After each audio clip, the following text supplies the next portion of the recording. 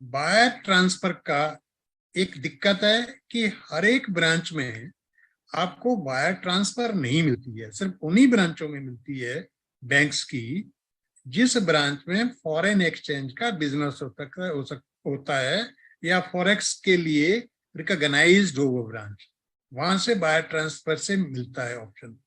Second जो सबसे बड़ी ऑप्शन है वो आपका क्रेडिट और डेबिट कार्ड से है। ये मैं किस लिए बोल रहा हूँ बातें, ये शनिवार के बाद अगर कुछ ऐसा हुआ आपको ये जरूरत पड़ सकती है, उस टाइम आप बगैर समय बेस्ट करे हुए इस फील्ड की तरफ थोड़ा सा ध्यान दें। डेबिट और क्रेडिट कार्ड, यहाँ पे जब क्रेडिट कार्ड की हम बात करते हैं, कुछ लोगों के पास क्रेडिट कार्ड भी हैं, क्योंकि क्रेडिट कार्ड का मिलना थोड़ा सा मुश्किल रहता है बैंक से, हर अकाउंट होल्डर को वो क्रेडिट कार्ड नहीं देते हैं। तो क्रेडिट कार्ड का एक फैसिलिटी ये है कि उससे आप इंटरनेशनल ट्रांजैक्शंस बड़े आराम से कर सकते हैं, जिस भी एड्रेस पे आपने पैसा भेजना हो, जिस भी अकाउंट में आपने पैसा भेजना हो। तीसरा है आपके पास, जो आपके पास कॉमन कार्ड है, एटीएम कार्ड जिसको बोलते हैं, वही आपका डेबिट कार्ड है। अब डेबिट कार्ड में आप यहाँ लोकल करेंसी में अपनी जो आपकी आईएनआर में तो परचेजिंग कर सकते हैं, परंतु यदि आपको उसमें से डॉलर की ट्रांजैक्शंस करनी है तो आपको ब्रांच मैनेजर को रिक्वेस्ट करना पड़ेगा कि इस कार्ड में मुझे इंटरनेशनल ट्रांजैक्शन फैसिलिटी भी चाहिए। मैं क्यों बोल रहा हूं ये, जिनके पास भी जो एटीएम कार्ड है या जो डेबिट कार्ड है जिस भी बैंक का है, वो अपने ब्रांच में पता कर लीजिएगा कार्ड का कि आपके कार्ड में क्या इंटरनेशनल ट्रांजैक्शन फैसिलिटीज हैं कि नहीं है। अगर नहीं है तो कृपया ब्रांच मैनेजर को अप्लाई कर लीजिए, क्योंकि इंटरनेशनल ट्रांसफर फैसिलिटी के लिए भी 10-15 दिन बैंक लेता है। कई कार्ड्स में, जैसे जिसके पास रुपी कार्ड होगा, उसमें इंटरनेशनल ट्रांसफर फैसिलिटीज अमूमन नहीं होती है।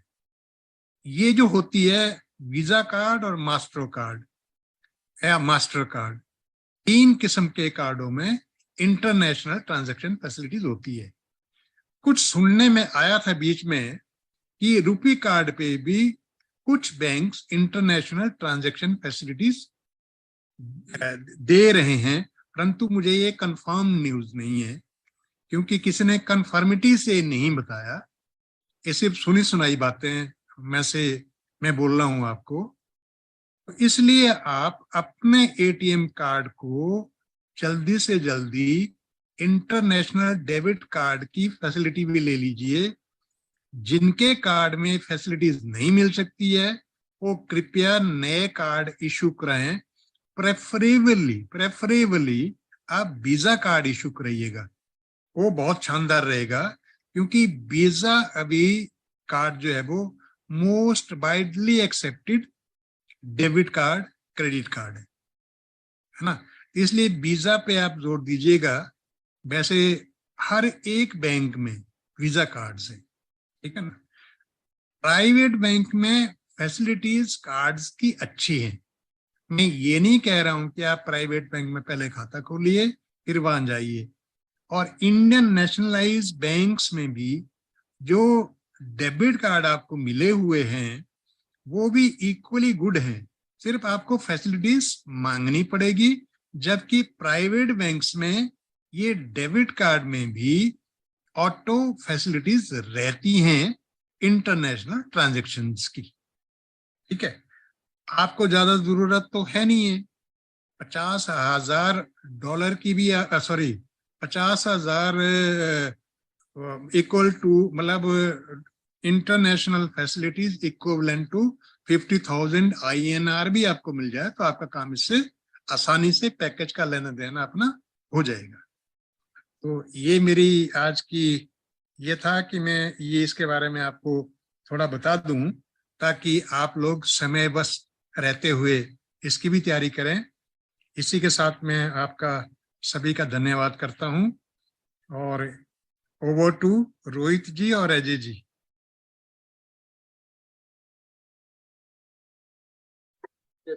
you so much, sir.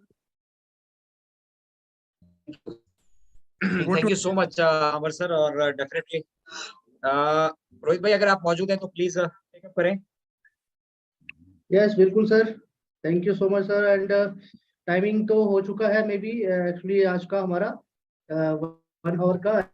And अगर कोई भी को होस्ट हमारे बीच में बोलना चाहते हैं तो वो हैंड रेज कर सकते हैं।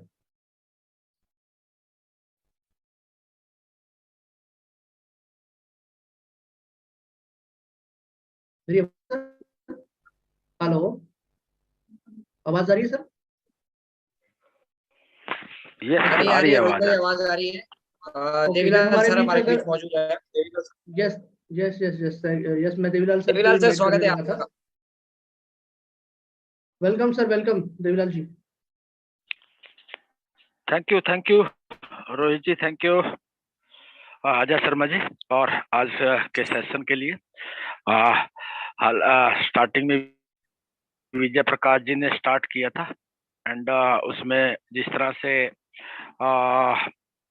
इंटरनेट का प्रॉब्लम रहा है, जिस तरह से हमारे पिछले 2-3 साल गए हैं इधर उधर होते हुए, वैसा ही आज का सेशन इंटरनेट की वजह से उनका रहा है। और मुझे लगता है कि जो भी चीजें स्ट्रगल आता है वो सारी चीजें जो हमारे लिए सबसे बेस्ट होती हैं। अल्टीमेटली हमारा जो डेस्टिनेशन है, जहां हमें पहुंचना है, हमें नजर वहां रखनी है। आपको ये देखना कि आपका सफर कैसा रहा। कई बार चीजें सफर के अनुसार नहीं सोचते हैं, हमें ये सोचना होता है कि हमारा डेस्टिनेशन कहाँ है, हमें कहाँ पहुंचना है। और आज हम बिल्कुल आउटर पे खड़े हैं जहां हम पहुंचने वाले हैं, और आउटर पे आकर ही ज्यादा बेचैनी बढ़ती है। तो साथियों, अब ये तो खुशी की बात है कि आउटर पर हम खड़े हैं और बहुत ही शानदार डेस्टिनेशन पर हम सब लोग पहुंचने वाले हैं, इसमें कोई डाउट नहीं है। और रहा चीजों को समझने की, बैक एंड पे क्या हुआ, पीछे क्या हुआ, वहां जाने की कभी जरूरत नहीं होती है। दूसरा, आज का जो हमारे सलाह साहब ने रखी बहुत शानदार बात, क्योंकि आने बहुत ही जल्दी आपके बीच में ये चीजें होने वाली हैं। हमें रेडी रहना है, तैयारी कर लेनी चाहिए हमें। हम महीने पहले तैयारी कर लेते हैं आने वाले त्योहार की, और मुझे लगता है कि हमारे लिए जो हमारा डेस्टिनेशन है वो एक त्योहार की तरह है। उसकी तैयारी भी हमें उसी रूप में करनी चाहिए जिस तरह से अभी अमर सलाद जी कह रहे थे कि अपनी जिन चीजों की जरूरत पड़ने वाली है हम सब लोग उसी तरह से रेडी रखें। And be positive, be patience, and incredible India के इस मंच पर इसी तरह से बने रहिए, सब साथ मिल करके इसी तरह से चीजें आपके साथ शेयर होती रहेंगी। एंड मैं अपनी वाणी को विराम देने से पहले आप सबके भविष्य की मंगलमय कामना करते हुए thank you Rohit sir and thank you Ajay Sharma ji, बहुत ही शानदार हम लोग आगे बढ़ रहे हैं। Thank you so much. Thank you very much sir. और रोहित भाई, आज के सेशन को फिर क्लोजिंग की तरफ ले चले। अगर और भी कोई पैनल में हमारे बीच जो मौजूद है को होस्ट में से कोई अगर अपनी बात शेयर करना चाह रहा हो तो विजन एंड मिशन पे कर सकता है। एमडी कैफ सर है हमारे बीच में, मैं उनको इनवाइट करना चाहूंगा। So welcome MD Kaif. आज विजन एंड मिशन के बारे में जरूर आपसे सुनना चाहेंगे। Thank you. मैं हैंड रेस करने ही वाला था कि बहुत दिन हुए इनक्रेडिबल पे मैं बोला नहीं हूँ, और मैं चाहता हूँ कि थोड़ा सा मैं बोलूँ। और बहुत अच्छा सेशन रहा, और ज़्यादा टाइम नहीं लूँगा, 2 से 3 मिनट टाइम लूँगा।